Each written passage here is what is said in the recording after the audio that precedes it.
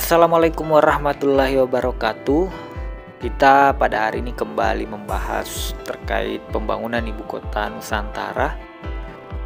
Dan sebagai informasi, pemindahan ibu kota Nusantara itu menjadi bagian penting dalam transformasi struktural Indonesia.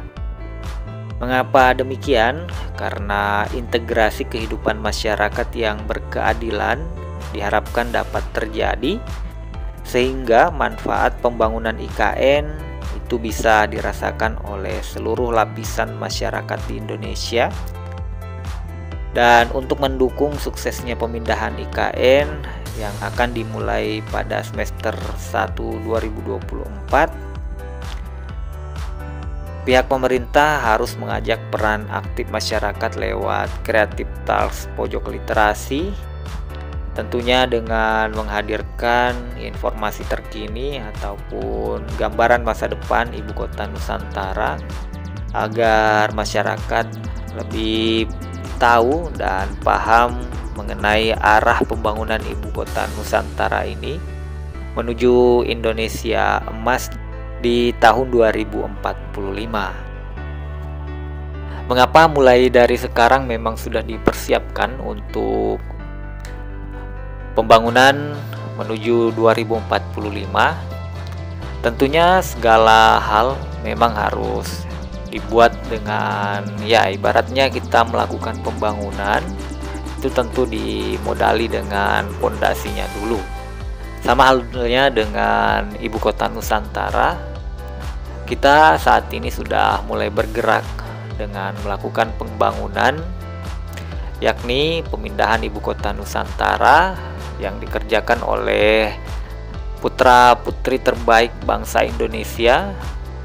Mereka berjibaku melakukan pembangunan di IKN siang dan malam, yang hasilnya sudah bisa saksikan bersama seperti inilah. Dan ini merupakan belum selesai karena pembangunan IKN itu berjangka panjang, yang mana targetnya seperti yang saya sampaikan tadi adalah 2045. Dan untuk menuju 2045 itu pembangunannya ada 5 tahap.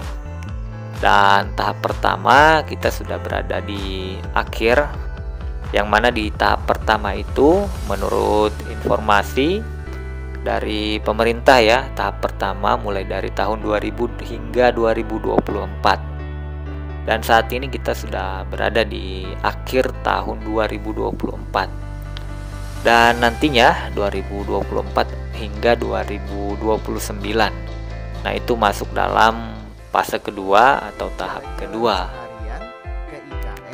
Dan untuk saat ini pembangunan IKN masih terus berlanjut dan berjalan dengan lancar. Yang tentunya kalau kita bicara progres untuk tahap pertamanya atau batch pertamanya itu sudah sekitar 94%.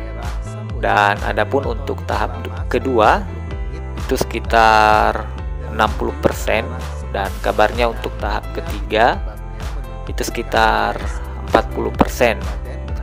Nah, ini di dalam tahap masih ada tahap begitu ya. Jadi perlu kita perjelas lagi di tahap 2020 hingga 2024. Yang informasi yang saya dapat itu sudah ada sekitar 3 tahap atau batch, dan progresnya seperti yang saya sebutkan sebelumnya tadi.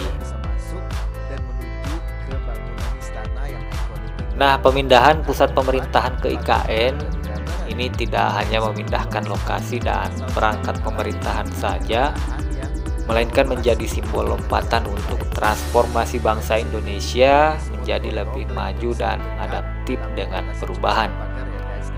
Salah satu perubahan yang paling kentara versi Pak Jokowi sebelumnya, katanya nanti kalau kita berurusan atau kegiatan administratif di IKN ini itu hanya membutuhkan waktu sekitar 10 menit saja. Jadi antar satu kantor dengan bangunan kantor lainnya, misal nih dari Kementerian Pertahanan mau koordinasi dengan kementerian lainnya itu hanya membutuhkan waktu sekitar 10 menit. Dan kalaupun kita lihat bangunan gedung Kementerian Koordinator, itu antar bangunan ada penghubungnya. Jadi tentu untuk konektivitas antar bangunan semakin dekat.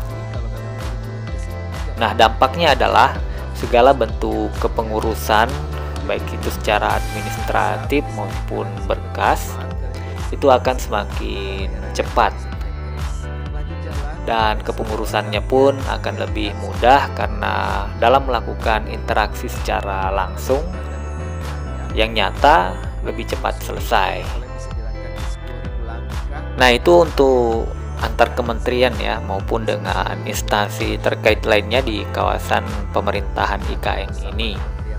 Di sisi lain, untuk dampak lainnya, posisi Kalimantan Timur saat ini adalah posisi di tengah-tengah antara Sabang dan Merauke.